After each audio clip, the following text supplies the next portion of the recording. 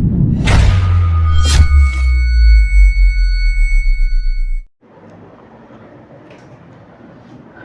दोस्तों, क्या हाल चाल। आशा करते हैं सब बढ़िया ही होगा। तो आज हम नया लेक्चर सीरीज लेकर आपके सामने आ गए हैं। क्लास 10th की फ़िज़िक्स पूरी अब पढ़ाई जाएगी। क्लास 9th की फ़िज़िक्स पूरी ख़त्म हो गई है और उसका पूरा लेक्चर मतलब डिस्क्रिप्शन में हम दे देंगे, पूरा देख लीजिएगा। ध्वनि का तो स्पेशली देख लीजिएगा, चाहे 9th में हो चाहे ना हो। अगर 10th में भी है तो भी 9th का जो ध्वनि का चैप्टर है, साउंड क्या होता है, उसमें हमने वेव को पढ़ाया है, तरंग क्या होता है। तो वो आप तरंग क्या होता है उसे पढ़ लीजिए। पहला ही लेक्चर है, शायद 20-25 मिनट का होगा, 30 मिनट का, उसको पूरा देख लीजिए। तो उसके बाद प्रकाश बहुत अच्छे से समझ में आएगा, ठीक ना। तो हम प्रकाश पढ़ाने जा रहे हैं आपको कि प्रकाश क्या होता है, लाइट क्या होता है। आपने कभी सोचा कि कोई वस्तु हमें क्यों दिखती है? क्योंकि प्रकाश है, उजाला है। उजाला ही एक प्रकार का प्रकाश होता है ना। लेकिन प्रकाश की परिभाषा कैसे देंगे? प्रकाश की परिभाषा कैसे देते हैं? देखो, जो प्रकाश होती है ना, वो एक प्रकार की ऊर्जा होती है। प्रकाश क्या है? एक प्रकार की ऊर्जा है। एक प्रकार की, बड़ी मात्रा में, एक प्रकार की ऊर्जा है। प्रकाश एक प्रकार की ऊर्जा है जो हमें वस्तु को देखने में मदद करता है, जो हमें वस्तु को देखने में हेल्प करता है, मदद करता है। तो प्रकाश कुछ नहीं है, बस इतनी छोटी सी परिभाषा है। क्या चीज़? प्रकाश एक प्रकार की ऊर्जा है जो हमें किसी वस्तु को देखने में मदद करता है, बस, और कुछ नहीं प्रकाश। लेकिन अच्छा, प्रकाश के बारे में पढ़ेंगे। सूर्य से प्रकाश कैसे आता है? पहला ही क्वेश्चन, सूर्य से प्रकाश कैसे आता है? तो इसका आंसर है, सूर्य से प्रकाश तरंग के रूप में आता है। कैसे तरंग के रूप में आता है? सूर्य यहाँ पर है, यहाँ पे हमारी पृथ्वी है, तो यहाँ से प्रकाश चल के ये पृथ्वी पर आता है। अच्छा, ये सीधे आता है ना, ये सीधे ऐसे पृथ्वी पर आता है, ठीक ना। मान लो सीधे आ रहा है। तो अब ध्यान सुनना, सूर्य और पृथ्वी के बीच में जो वायुमंडल होता है ना, वो पृथ्वी पर ही होता है। पृथ्वी से लगभग 200 किलोमीटर बहुत ऊपर जाएंगे तो हमको वायुमंडल मिलना बंद हो जाएगा, समझ में आ रहा ना। तो क्या होगा कि पृथ्वी से जब बहुत ऊंचाई पर यहाँ पे आएंगे, बीच में मान लो कहीं इधर आ गए हैं, इससे बाहर आ गए हैं, इसका वायुमंडल है, मान लो ये छोटी सी पृथ्वी है, उसके बाहर वायुमंडल होगा, उसके बाहर आ गए तो यहाँ पे कुछ एयर नहीं होगा। अब मतलब ये सूर्य से प्रकाश कैसे चलती है? तरंग के रूप में चलती है। कैसे? तरंग के रूप में, तरंग के रूप में चलती है। तो तरंग के रूप में जब यहाँ से यहाँ चलती है और बीच में कुछ है नहीं, तो तरंग के चलने के लिए कुछ आवश्यकता होती है ना। अगर आवश्यकता नहीं होती है तो इस तरंग को बोलते हैं विद्युत चुंबकीय तरंग। कौन सी तरंग? विद्युत चुंबकीय तरंग। और प्रकाश, देखो, लाइट को चलने के लिए ना कोई माध्यम की ज़रूरत नहीं होती है। जैसे कार में बैठा कोई आदमी है, शीशे को एकदम पैक कर दो और वो अंदर एकदम बैठा हुआ है, बाहर से टॉर्च को जलाएंगे ना तो अंदर उजाला जाएगा। मैंने माध्यम को पूरा एकदम बैन कर दिया तो भी जाएगा, मतलब ये माध्यम की। अब दूसरी चीज़ की, सूरज से पृथ्वी तक आने के लिए बीच में कुछ खाली है, कुछ नहीं है। इसके पहले मतलब न्यूटन एक कॉर्पस्कुलर थ्योरी लाए थे, सिद्धांत लाए थे, जिस सिद्धांत के अनुसार ये बताया गया था कि सूर्य और पृथ्वी के बीच में एक कुछ न कुछ है जिसमें चल करके प्रकाश आती है। लेकिन बहुत एक्सपेरिमेंट किया गया था। एक साइंटिस्ट थे माइकलसन मोरले एक्सपेरिमेंट, उन्होंने किया था। तो उन्होंने बहुत एक्सपेरिमेंट करके निष्कर्ष निकाला कि कुछ नहीं है। आगे पढ़ेंगे कि वो एक्सपेरिमेंट क्या था, बीएससी में मैक्सिमम पढ़ाया जाता है वो। तो जब कुछ नहीं था तो तरंग, प्रकाश सूरज से पृथ्वी पर आया कैसे? तो तरंग के रूप में आया। और तरंग को चलने के लिए माध्यम की आवश्यकता होती है, और माध्यम तो कुछ है या नहीं है। आज जब माध्यम कुछ नहीं है, इसीलिए उसको बोलते हैं विद्युत चुंबकीय तरंग। और इसी को हम लोग अयांतरिक तरंग भी बोलते हैं। अयांतरिक तरंग, ठीक ना। क्या चीज़? अयांतरिक तरंग भी बोलते हैं। विद्युत चुंबकीय तरंग को ही अयांतरिक तरंग बोलते हैं। लेकिन विद्युत चुंबकीय तरंग का परिभाषा सिर्फ और सिर्फ ये नहीं होता कि जिसको चलने के लिए माध्यम की आवश्यकता नहीं होती है उसे विद्युत चुंबकीय तरंग कहते हैं। विद्युत चुंबकीय तरंग वो तरंग होती है जिसमें विद्युत क्षेत्र और चुंबकीय क्षेत्र होता है, समझ में आ रहा है? विद्युत क्षेत्र और चुंबकीय क्षेत्र जिस तरंग में होता है उसे विद्युत चुंबकीय तरंग कहते हैं, ठीक ना। ये तो माध्यम के आधार पर हो गया कि प्रकाश कैसी तरंग है। प्रकाश विद्युत चुंबकीय तरंग है और प्रकाश अयांतरिक तरंग है। दूसरी चीज़, प्रकाश में कण तो कुछ नहीं होता, प्रकाश में विद्युत क्षेत्र और चुंबकीय क्षेत्र होता है। जब तरंग आगे बढ़ती है ना तो उसमें विद्युत क्षेत्र और चुंबकीय क्षेत्र होता है। जैसे प्रकाश ऐसे ऐसे आगे बढ़ रही है ना, जैसे मान लो प्रकाश ऐसे ऐसे आगे बढ़ रही है तो इसमें चुंबकीय क्षेत्र और विद्युत क्षेत्र ऐसे ऐसे कंपन करते हैं, मतलब तरंग के चलने के लंबवत दिशा में कंपन करते हैं। तो ऐसे को अनुप्रस्थ तरंग कहते हैं। इसे क्या कहते हैं? अनुप्रस्थ तरंग।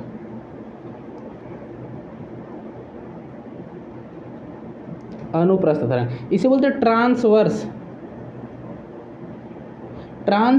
वेव बोलते हैं, और इसे नॉन मैकेनिकल वेव बोलते हैं, इसे इलेक्ट्रोमैग्नेटिक वेव बोलते हैं। तो light is an electromagnetic wave as well as क्या ट्रांसवर्स वेव। देखो अनुप्रस्थ तरंग भी कहते हैं, विद्युत चुंबकीय तरंग भी कहते हैं। अनुप्रस्थ तरंग इसलिए कहते हैं कि इसमें तरंग के चलने के लंबवत विद्युत क्षेत्र और चुंबकीय क्षेत्र कंपन करते हैं। और विद्युत चुंबकीय तरंग इसलिए कहते हैं क्योंकि उसको चलने के लिए माध्यम की आवश्यकता नहीं होती है।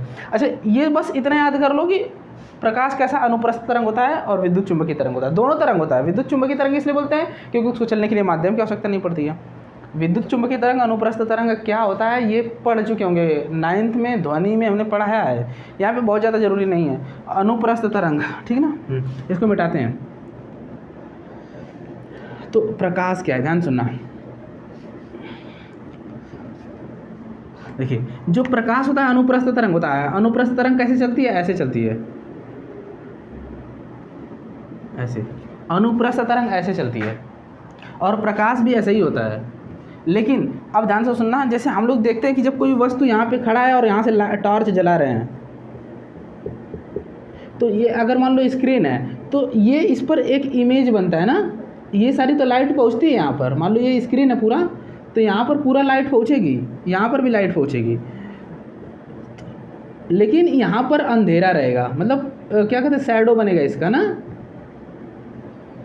तो इसका मतलब क्या है कि ये लाइट तो सीधी रेखा में चलती है, लाइट देखो सीधी रेखा में चलती है, लेकिन यहाँ पे तो तरंग है।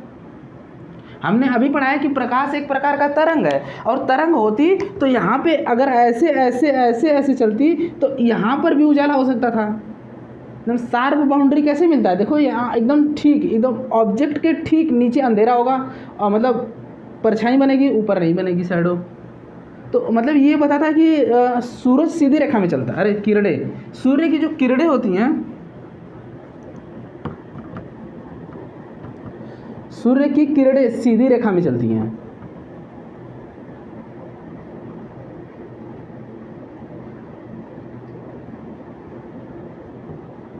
सूर्य की किरणें सीधी रेखा में चलती हैं, लेकिन अभी हमने पढ़ाया कि सूर्य की किरणें क्या होती है? अनुप्रस्थ तरंग होती है। जब अनुप्रस्थ तरंग होगी तो वो ऐसे चलेंगी, जब ऐसे चलेंगी तो सीधी रेखा कहाँ हो गया? या तो हम गलत पढ़ा रहे हैं या तो ये गलत हो लिखा होता है। दोनों एक साथ सही कैसे होता है? अब देखो हम बताते हैं सही कैसे होता है। इधर देखो,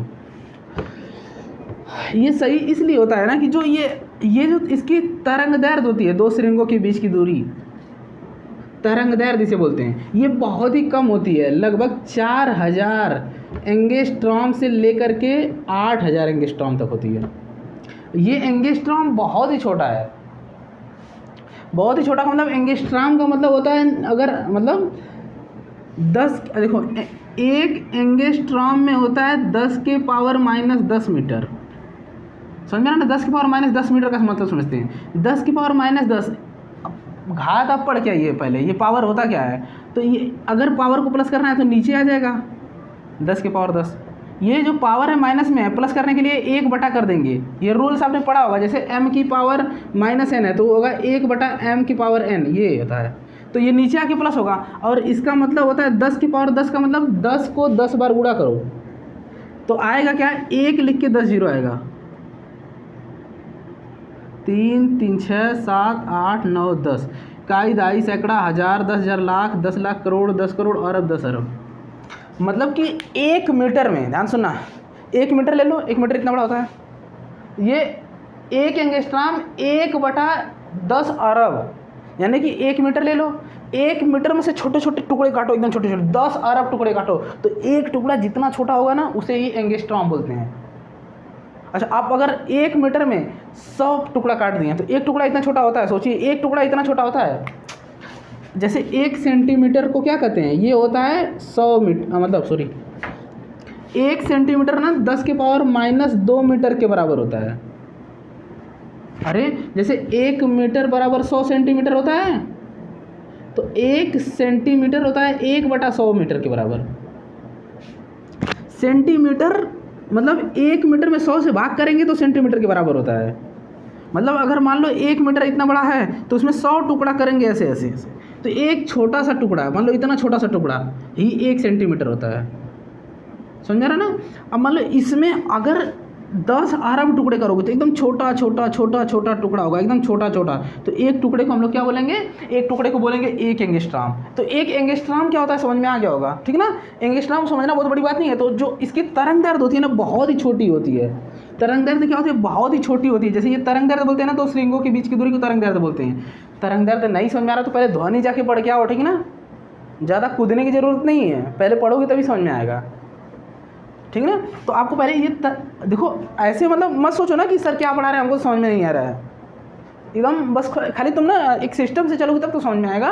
अब यहाँ से डायरेक्ट आएगा तो कैसे समझ में आएगा? पहले तुम जब ध्वनि को पढ़ो ना, पहला ही चैप्टर बस पढ़ लो, उसमें तुम जहाँ तक हम तरंग पढ़ा दिए हैं बस, तरंग दैर्ध्य, सॉरी ये तरंग दैर्ध्य होता है 2 श्रृंगों के बीच की दूरी, तरंग दैर्ध्य पढ़ा दिए, वो पढ़ के आओ तब समझ में आएगा यहाँ पे। अब डायरेक्ट चले आओगे तो कहाँ से समझ में आएगा बताओ? तो तुम परेशान मत हो, यहाँ पे तुमको समझ लो कि एकदम तुमको एक्सपर्ट बना दिया जाएगा फिजिक्स में 10th में, समझ में आ रहा ना? तो पहले यहाँ बने रहो बस, और कोई कुछ नहीं करना तुमको, बस यहाँ बने रहो और जैसा बताया जा रहा है वैसा फॉलो करो। देखिए करना क्या है आपको, ये तरंग दैर्ध्य होता है, ठीक ना? ये तरंग दैर्ध्य जो होता है एंगस्ट्रॉम के ऑर्डर का होता है। एंगस्ट्रॉम बहुत छोटा होता है, अभी हमने बताया एंगस्ट्रॉम क्या होता है, बहुत ही छोटा होता है। तो अगर तरंग कैसे चलती है, लाइट ऐसे चलती है, बहुत ही छोटा, मतलब ये जो ऐसे ऐसे तरंग ऐसे ऐसे चलती है ना, तो ये बहुत ही छोटा होता है, इतना छोटा होता है कि हमको पता नहीं चलता है, इसीलिए लगता है कि सीधे चल रही है। इसीलिए किसी ऑब्जेक्ट का जो इमेज बनता है वो शार्प बनता है, एकदम शार्प, समझ रहा ना? एकदम शार्प यहाँ बनता है, ना कि अंधेरे में भी उजाला हो जाए। अब क्या समझ में आ रहा है? समझा रहा है, समझ में आ रहा होगा, समझ रहा ना? प्रकाश सीधी रेखा में चलती है, लेकिन ये कुछ हद तक सही है, हमेशा सही नहीं है। क्योंकि ध्यान सुनना, इसको मिटाते हैं, नोट करो, इसमें नोट करने लायक है कुछ तो नोट करो।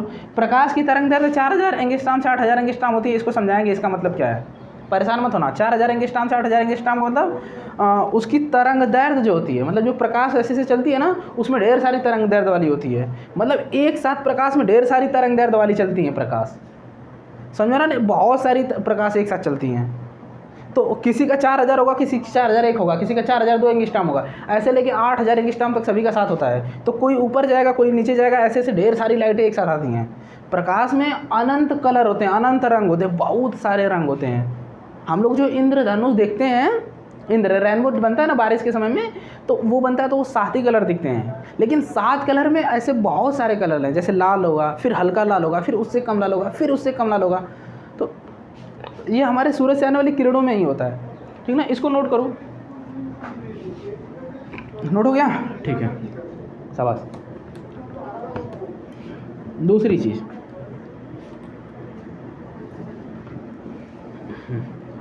प्रकाश के बारे में तो समझ में आ ही गया होगा क्या कहते हैं। अब देखो ध्यान से, प्रकाश के लेकर के 5 टॉपिक होते हैं। एक तो परावर्तन होता है, प्रकाश का परावर्तन होता है। दूसरा अपवर्तन होता है। तीसरा व्यतिकरण। चौथा विवर्तन। पांचवा ध्रुवण। इसे बोलते हैं रिफ्लेक्शन ऑफ लाइट, इसे बोलते हैं रिफ्रैक्शन ऑफ लाइट, इसे बोलते हैं इंटरफेरेंस ऑफ लाइट, इसको बोलते हैं डिफ्रैक्शन ऑफ लाइट, इसे बोलते हैं पोलराइजेशन ऑफ लाइट। ध्यान सुनना, लाइट मतलब ये प्रकाश का ध्रुवण, प्रकाश का विवर्तन, प्रकाश का व्यतिकरण, प्रकाश का अपवर्तन, प्रकाश का परावर्तन, ये सब हम लोग प्रकाश के बारे में पढ़ रहे हैं, ध्यान देना। अभी देखो कक्षा 10 में हमको परावर्तन और अपवर्तन पढ़ा जाएगा, ये हमको कक्षा 12 में मिलेगा, अभी नहीं इसको पढ़ना है। तो ये दो टॉपिक पढ़ना है, प्रकाश के परावर्तन क्या होता है, अपवर्तन क्या होता है। ध्यान सुना, प्रकाश के परावर्तन और अपवर्तन तो हम मान लेते हैं प्रकाश सीधी रेखा में चलती है, लेकिन प्रकाश के व्यतिकरण, विवर्तन, ध्रुवण में हम नहीं मान पाएंगे कि प्रकाश सीधी रेखा में चलती है, हम मानेंगे प्रकाश ऐसे चलती है, ठीक ना। ध्यान देना, प्रकाश ऐसे ही चलती है। हाँ ठीक है, इसको मिटाते हैं, समझो इसको, ठीक है। हाँ, अब हमारा टॉपिक हुआ प्रकाश का परावर्तन क्या होता है।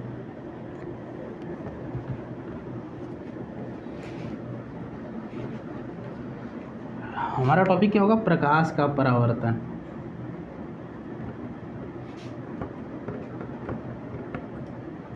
प्रकाश का परावर्तन बोले तो रिफ्लेक्शन ऑफ लाइट।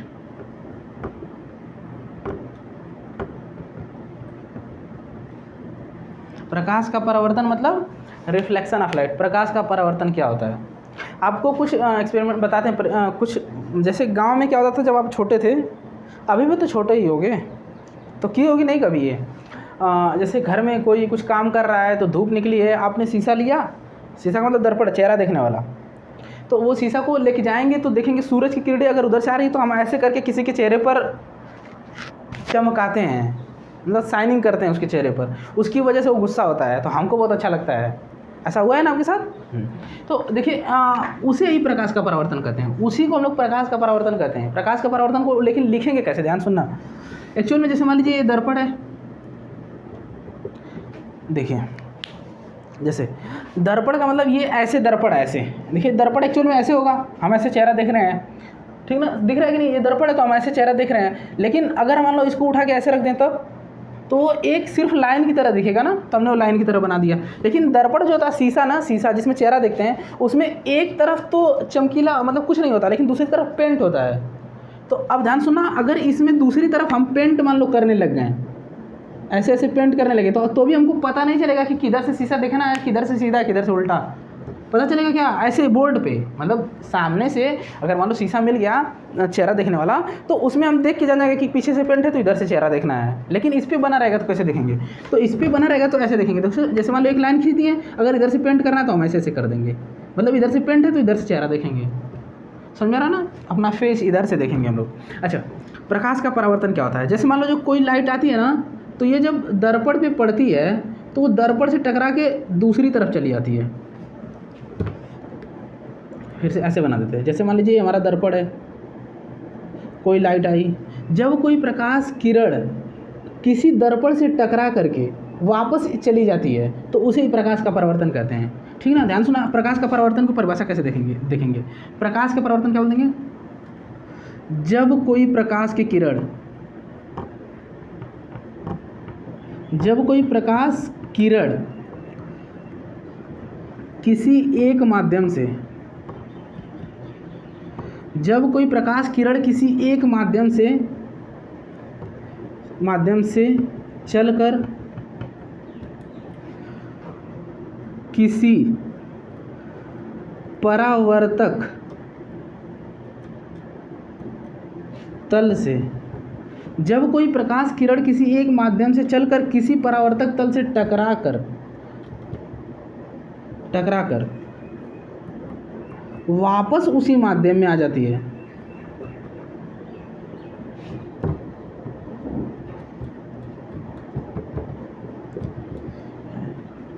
तो उसे प्रकाश का परावर्तन कहते हैं।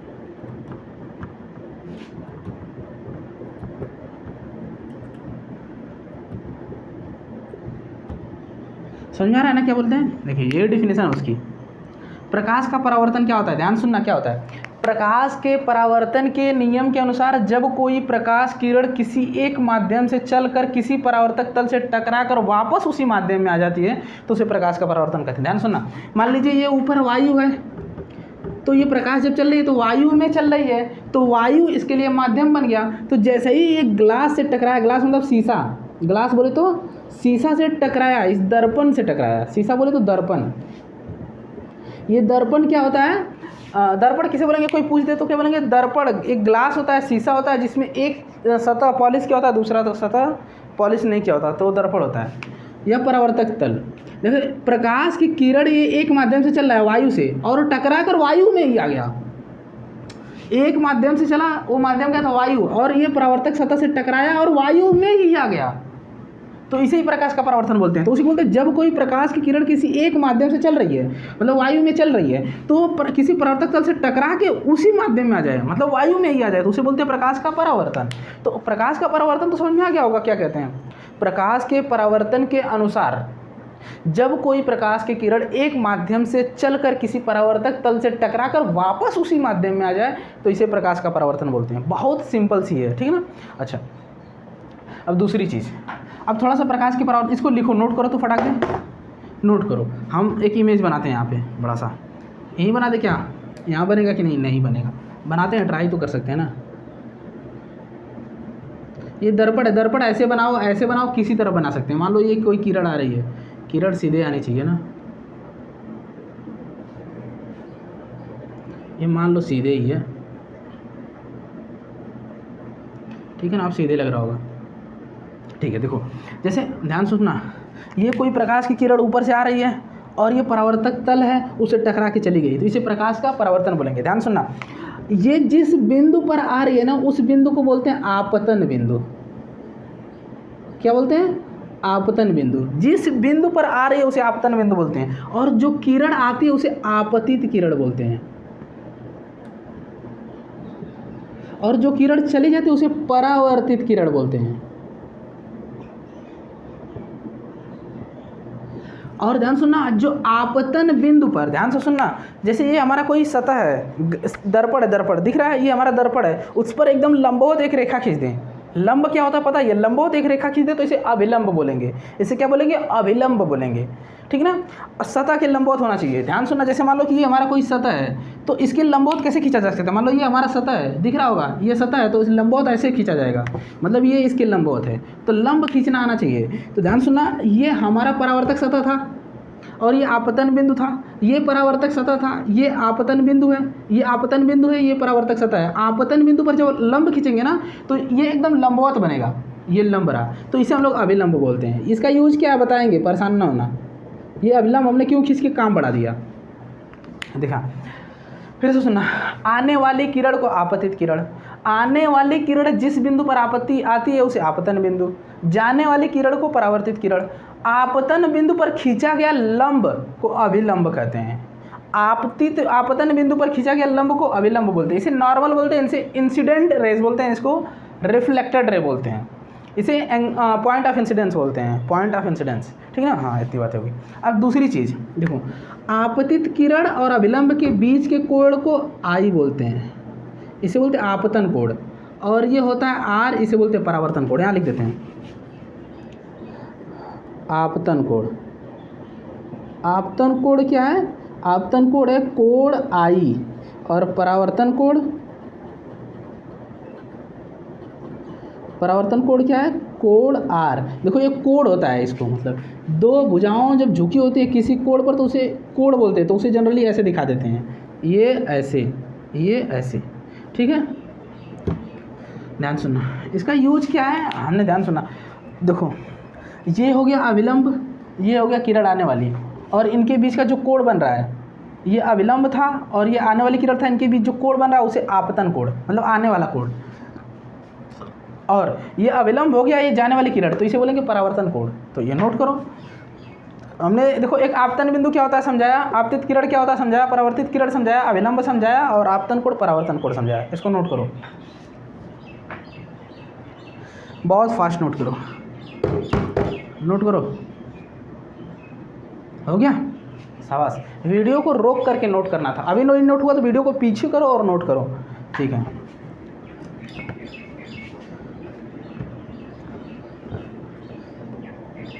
अब दूसरी चीज, प्रकाश का परावर्तन क्या होता है तो समझ में आ गया। अब परावर्तन के नियम पर बात करते हैं। परावर्तन के नियम, परावर्तन के दो नियम होते हैं। पहले तो हम एक बार इसको बना लेते हैं।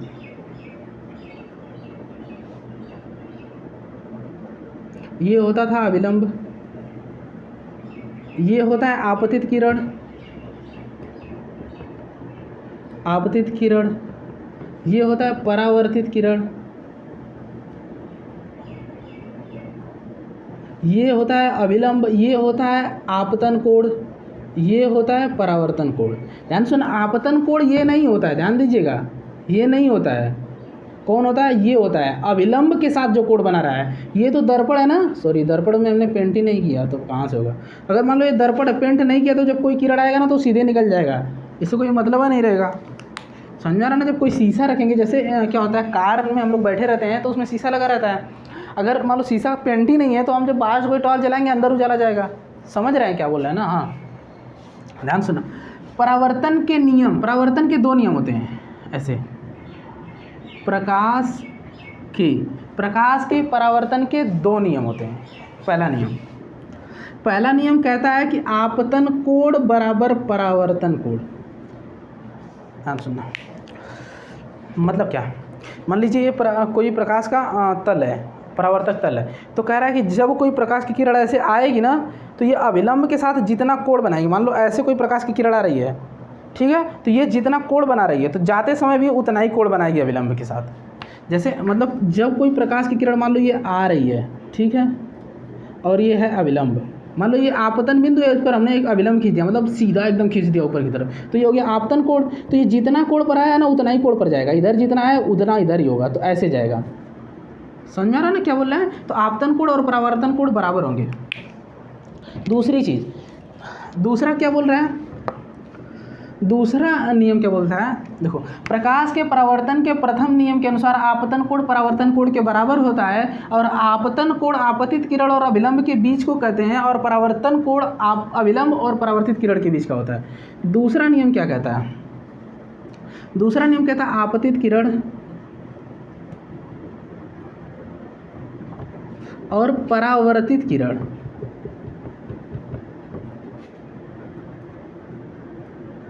तथा आपतन बिंदु पर खींचा गया अविलंब तथा आपतन बिंदु पर खींचा गया अविलंब, आपतित किरण, परावर्तित किरण तथा आपतन बिंदु पर खींचा गया अविलंब तीनों एक ही तल में होता है, तीनों एक ही तल में होता है।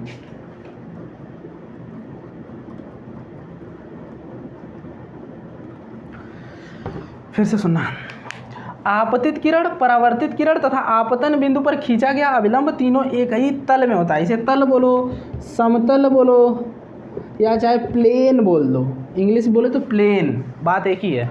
तो ध्यान से सुनना, समझा क्या रहा है इसमें, बोल रहा है ना कि एक किरण आ रही है, एक किरण जा रही है। ध्यान सुनना, एक किरण आ रही है, एक किरण जा रही है, ये अविलंब हमने खींच दिया, तीनों एक ही प्लेन में होंगे।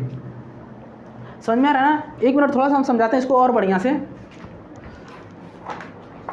जैसे देखिए, ये आपको नोट दिख रहा है ना, नोट्स, हमारा नोट्स देखिए, जैसे मान लीजिए ये नोट्स दिख रहा है, तो आप जैसे मान लीजिए एक किरण कोई आ रही है ना, ये किरण देखिए, एक किरण आ रही है, देखिए ये किरण कोई आ रही है, और जाने वाली किरण बाहर नहीं जाएगी, वो भी इसी तल में जाएगी, मतलब इसी कागज़ के पेज पर ही रहेगी, कागज़ के पेज से बाहर नहीं निकल जाएगी। जैसे मान लीजिए यहाँ से कोई किरण ऐसे आ रही है ना, यहाँ पे अविलंब खींच दिए, तो ये दोनों तो एक ही तल में, तो वो भी इसी तल में होगा, मतलब इसी प्लेन में होगा। ये समतल जो बन रहा है ना, इसी समतल में होगा। समझे में आ रहा है ना क्या बोल रहे हैं? देखिए हम क्या बोल रहे हैं कि जैसे ये कोई प्रकाश की किरण आ रही है और ये अविलंब है, और अविलंब कहाँ खींचा गया है, ये आपतन बिंदु है, आपतन बिंदु पर खींच देते हैं ना अविलंब, और कहीं तो नहीं खींचते हैं, आपतन बिंदु पर अविलंब है। तो ये दोनों जिस तल में हैं, मतलब ये एक तल होगा ना, ये एक तल होगा, मतलब ये जिस तल में होंगे उसी तल में वो भी जाएगा। मतलब जैसे ये प्रकाश की किरण आ रही है तो ये जाने वाली भी उधर ही जाएगी, ऐसे नहीं कि इधर चली जाएगी, ऐसे नहीं कि बाहर आ जाएगी। जब ये किरण आ रही है तो मान लो जितना एंगल, उसी एंगल पे बाहर थोड़ी जाएगी, वो उसी तल में जाएगी। तल का मतलब समतल, ये रहा एक समतल। समतल जरूरी नहीं, कैसे भी बना सकते हैं।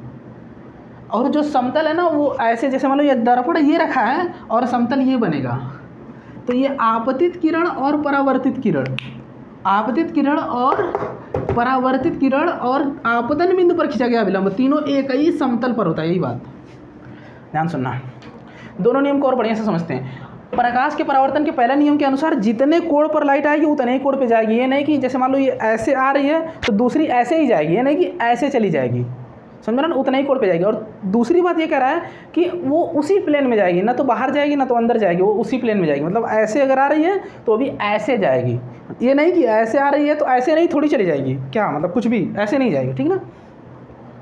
तो ये है प्रकाश के दो नियम, एक तो आपतन कोण परावर्तन कोण के बराबर होता है, दूसरा नियम आपतित किरण परावर्तित किरण तथा आपतन बिंदु पर खींचा गया अविलंब तीनों एक ही तल में होता है। ठीक है, आज के लिए इतना रहने देते हैं और खूब पढ़िए, ठीक ना। पढ़ने की ज़रूरत है आपको, पढ़ना तो पड़ेगा। देखिए अगर पढ़ने का मन नहीं कर रहा है तो आप बैठ जाइए कम से कम ना। देखिए बैठेंगे तो कुछ तो पढ़ेंगे, शुरुआत कर दीजिए। देखिए जितना लेट करेंगे उतना समय निकलता चला जाएगा और उसे कुछ होने वाला नहीं है, कुछ नहीं मिलने वाला है। अभी जो आप कर रहे हैं उसे कुछ नहीं मिलने वाला है। आप समय निकालिए और पढ़ना शुरू कर दीजिए, ठीक ना।